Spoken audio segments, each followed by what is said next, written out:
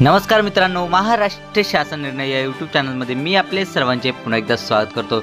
मित्रांनो, गट शेतीस प्रोत्साहन व सबलीकरणासाठी शेतकऱ्यांच्या गट शेतीस चालना देणे याबद्दलची एक अत्यंत महत्त्वाचा जी.आर. शासन निर्णय हा आला आहे। निधी वितरित करण्यासाठीचा नेमकी जी.आर. शासन निर्णय हा काय तो सर्वच आपण जाणूनच घेणार आहोत। पण तत्पूर्वी जर का तुम्ही चॅनलवर नवीन असाल तर नक्कीच आपल्या चॅनलला सबस्क्राईब करून घ्या, जेणेकरून नवीन व्हिडिओ तुमच्यापर्यंत पोहोचत राहतील। तर जराही वेळ न घालवता आपण व्हिडिओला सुरुवात करूया। संपूर्ण अपडेट काय सर्वचे सर्व आपण जाणून घेऊयात। गट शेतीस प्रोत्साहन व सबलीकरणासाठी शेतकऱ्यांच्या गट शेतीस चालना देणे या योजनेअंतर्गत निधी वितरित करण्याबाबत म्हणजेच मित्रांनो, आपण या ठिकाणी पाहू शकता की गट शेतीस प्रोत्साहन तसेच सबलीकरणासाठी जे काही शेतकरी आहेत त्यांना गट शेतीस चालना देणे यासाठी योजनेकरिता निधी वितरित करण्याबद्दलचा हा अत्यंत महत्त्वाचा जी.आर. हा आला आहे। मित्रांनो, आपण या ठिकाणी पाहू शकता महाराष्ट्र शासन कृषी, पशुसंवर्धन, दुग्ध व्यवसाय विकास व मत्स्य व्यवसाय विभाग यातर्फे हा जी.आर. शासन निर्णय हा आला आहे। आपण या ठिकाणी दिनांक पाहू शकता, दिनांक 29 मार्च 2025 हा जो काही आहे तो अत्यंत महत्त्वाचा हा जी.आर. आहे। चला तर संपूर्ण अपडेट काय आहे सर्व आपण जाणून घेऊयात।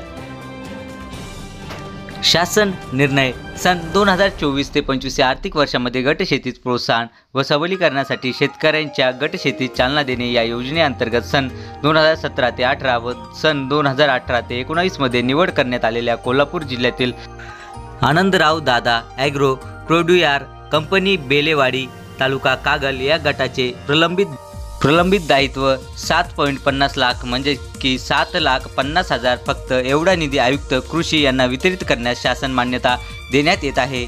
सदर निधी चालू वर्षीय पुढील लेखा शीर्षकाखाली खर्ची टाकण्यात यावा। मागणी क्रमांक D3 2401 पीक संवर्धन, 109 विस्तार व शेतकरी प्रशिक्षण तसेच 01 माहिती व प्रचार, 01 55 गट शेतीस प्रोत्साहन व सबलीकरणासाठी शेतकऱ्यांच्या गट शेतीस चालना देणे 100% राज्य योजना 2401 ए 782 योजने अंतर्गत दत्तमत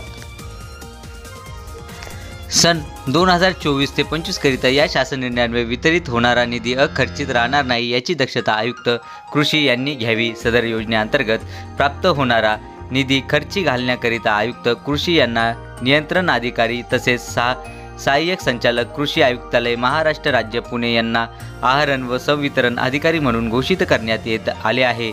सदर योजनेअंतर्गत मानधनाच्या खर्चाच्या रकमा DBT म्हणजेच की डायरेक्ट बेनिफिट ट्रान्सफर द्वारे प्रदान करण्यात याव्यात।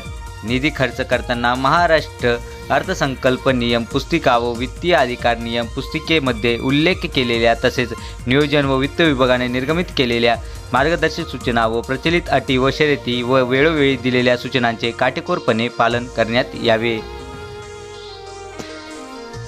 सदरचा शासन निर्णय हा नियोजन विभागाच्या अनौपचारिक संदर्भ क्रमांक अनौपचारिक संकीर्ण क्रमांक 166 का 1431 दिनांक 21/3/2025 तसेच वित्त विभागाच्या अनौपचारिक संदर्भ क्रमांक 141/2025 व्यय 1 दिनांक 28/3/2025 अन्वये प्राप्त झालेल्या मान्यतेस अनुसरून निर्गमित करण्यात येत आहे। सदरचा शासन निर्णय हा महाराष्ट्र शासनाच्या www.maharashtra.gov.in या संकेतस्थळावर उपलब्ध करण्यात आला असून त्याचा संगणक संकेतांक क्रमांक 2025/29/50/02/24/001 असा आहे। म्हणजेच मित्रांनो, जर का तुम्हाला हा जो काही जी.आर. आहे तो क्रॉस चेक किंवा डाउनलोड हा करायचा असेल तर आपल्या व्हिडिओच्या खाली डिस्क्रिप्शन बॉक्समध्ये मी आपल्या टेलिग्राम चॅनलची लिंक दिली आहे, तिथून तुम्ही हे डाउनलोड करू शकता।